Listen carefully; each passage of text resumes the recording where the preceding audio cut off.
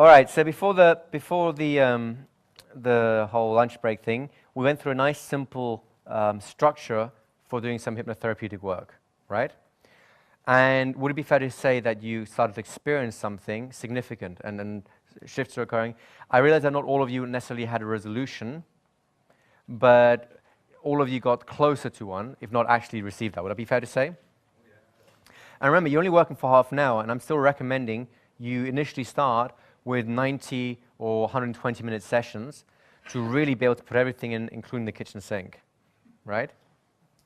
It's an English expression. I don't know why they want kitchen sinks, but apparently we do.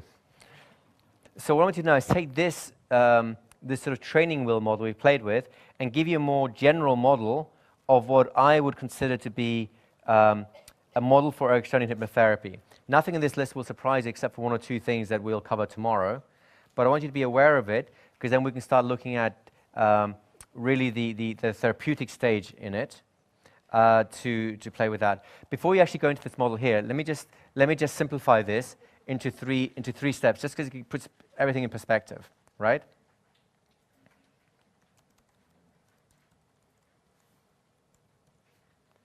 So this is going to put everything else you do into perspective, and then we can fit under that thing. There's three key phases that I personally conceive of in the Ericksonian therapeutic thing. And the reason I give them as phases, not as steps, is because they're not linear. They are all three constantly happening, and they're all running inside of each other. So you'll start one, which kind of bleeds into the other one, which goes into another one, and goes back to the first, ends up in the third, comes back to the second. So they just jump all around the place. But there are three key things that are constantly happening, okay? The first one, I call them the 3 T's. I might even put it to 3 T's, just to tease you a bit. The first of the 3 T's is trance induction, if I can actually spell, right? So trance induction is basically everything that gets the conscious processes out of the way, right? And I hope you realize by now, you are constantly doing things to get the conscious process out of the way, and consciousness will resurface and diminish in waves throughout your whole session, right? Which means you're constantly re-inducing trances, technically known as deepening, but really it becomes the same effect. The point of what you're trying to do is to keep limiting the amount of interference you get from the rigidity of the conscious mind. Would that be fair? Do you understand what I mean by that? Yes? The next one, I think a lot of you already understand, is trance training, right? Trance training, as you well know, is accessing as many unconscious potentials as you can, usually in the form of phenomena, because when you access a phenomenon, it proves that trance is working, which goes right back into trance induction. It sidelines the consciousness even more, because once it receives its proof, it creates a stronger dissociation from the unconscious. That conscious unconscious dissociation is going on. The third thing that's happening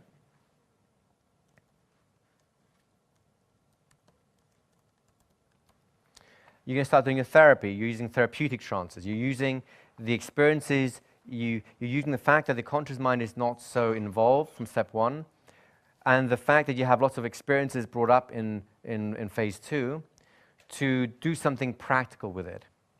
Each of these 3 phases, and remember, they're not linear, they'll happen constantly throughout a session. Each of these 3 phases has its own unique problems and its own unique solutions. By far, the most difficult of them all is step number 3. And this is usually, ironically, the one that most hypnosis schools, coaching schools, and so on just give you a glib technique for. And it has its uses, but really, I think it misses the point in terms of how important and how significant that particular chunk is. You could probably spend 3 lifetimes just exploring that element and getting some real good material out. Ironically, in our field, hypnosis, most people are fixated on the first step, trance induction, which is actually the simplest of them all. Although, as you saw earlier when we talked about Jakob's resistance, if you like, although I don't think it's really resistance, it was just teaching us how to work, that you can get stuck in ways with that too, right? And then trance training, I've noticed that many hypnotherapists, many hypnotists in general, but hypnotherapists in particular, are petrified of that in case it fails. And I think, whilst you don't necessarily want to laugh at their misfortune, you can see those concerns be much more laughable now, given your experiences, right? So these are the three key phases that are constantly running. If you think of like three little machines running inside the whole hypnotherapy practice, that's these three here. So how does that look in actual practice? Well, let's start with some kind of a problem and outcome dynamic. What is the problem? You can get very elaborate. I've seen models where you spend an hour talking about their family, their history, when and where does it happen, how do you feel, when doesn't it happen, how could it possibly not happen? I mean, it gets very involved. Personally, I don't get very much up front. I just look at, do I understand what the nature of the problem is? Do I understand kind of what they want? Do I have a sense of where the blockages are? And that's really usually enough for me. Erickson did even less. He just said, what's the problem? Now shut your eyes, and off he went, right? Step number 2 is not a part of my marriage counseling practice. It's actually a term that comes from another hypnotist called Dave Dobson, who's an excellent, phenomenal, like another genius like Milton Erickson, also sadly passed away now. But we'll deal with that more tomorrow, so I'm just putting it in here so you have a complete model. Somewhere in that whole process, you'll be making your decision around inherent skills the person already has, what is the hidden ability and the problem, right? And also what might they be missing. What is it that if they had it, it would be easy to resolve the problem, right? Again, not rocket science at this point. Then number 4, go straight into the whole trance. So steps 1 to 3 are just are relatively invisible because you're doing it in conversation ahead of time. It seems like you're doing chit-chat with the client.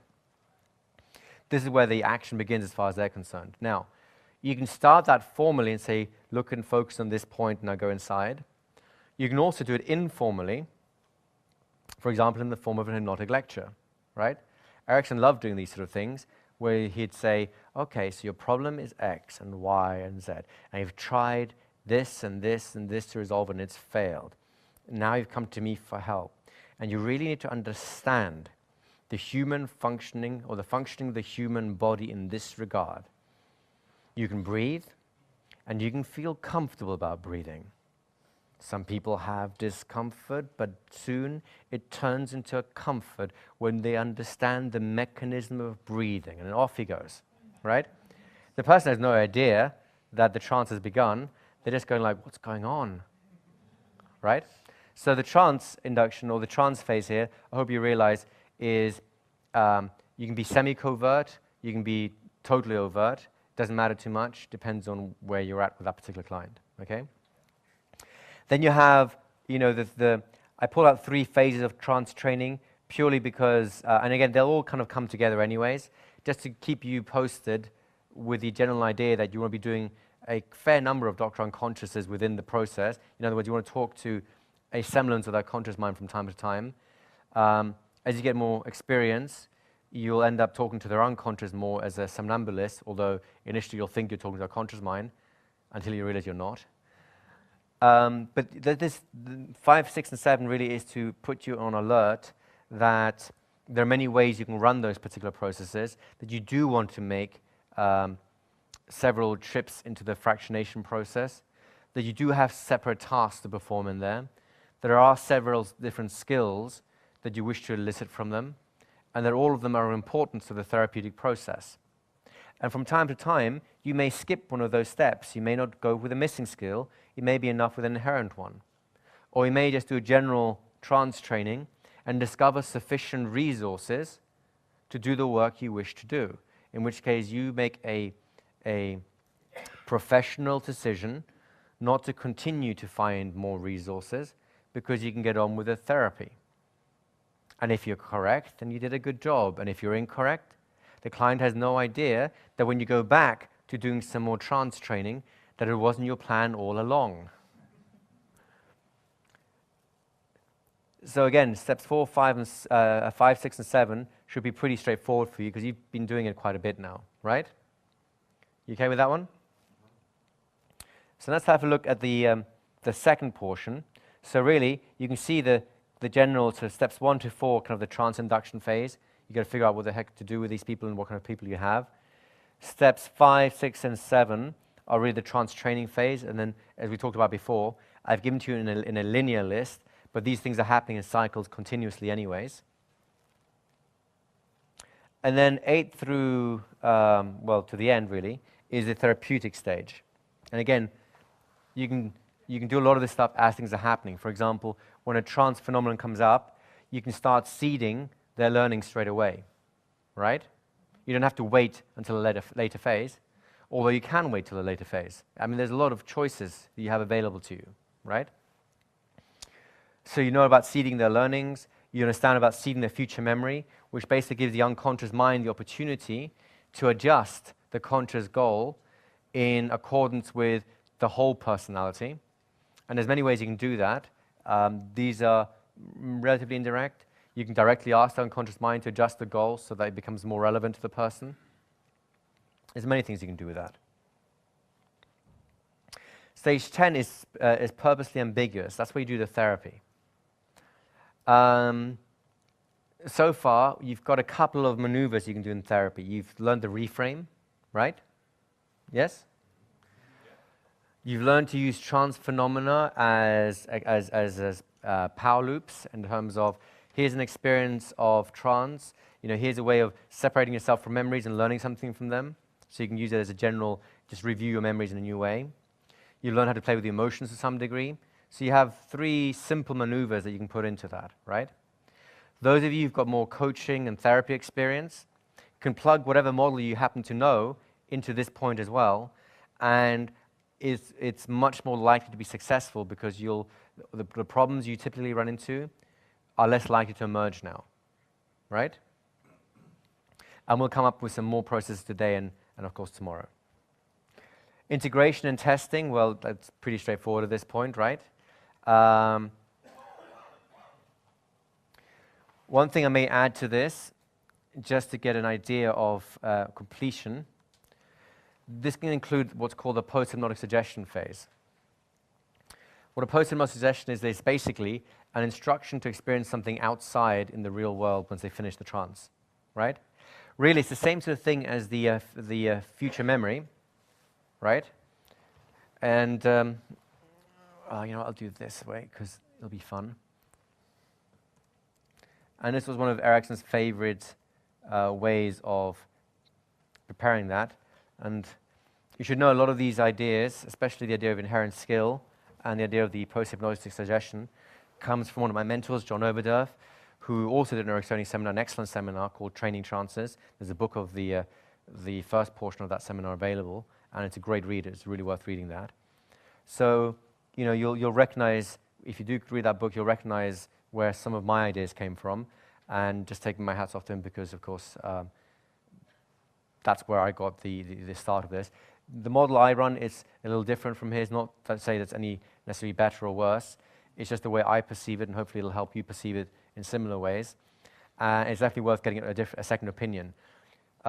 If you ever watch any of the Erickson videos, especially those commentaries, there's some with Jeffrey Zeig, talking about what Erickson's doing as he's doing therapy. He has a very different model. If you look at his model, you'll notice that it fits into this in some ways, but it's very different. It's much more, if you do ever watch those tapes, you'll enjoy it because it's much more conscious mind oriented. And you go, oh, that makes really a lot of sense. How do you do that? I don't know, but it makes a lot of sense. Whereas hopefully this is like, I don't quite understand this, but yeah, I can do it. It's easy, but I don't quite understand it. That's kind of my preference. But this should be kind of straightforward at this point, right? So the post-hypnotic suggestion, a simple way of doing that is to say, I don't know, how you'll know you've changed. Perhaps you'll go home tonight and something wonderful happens. Perhaps you'll wake up in the morning, this happens. There's been many situations that, had they happened in the past, you would have had the old problem resolved. But now when they happen, something different has happened, doesn't it? Just think about it now. So you're basically getting them to re-experience that outside. And if you know some of the contextual situations they'll be in, maybe if it's a car, if it's being at school, being at work, being with certain people, having certain tonality and so on, you basically list them and remind them that in trance, that when they have these experiences, it's a reminder that all this good work that they've done is being solidified. Make sense? This is a relatively straightforward process.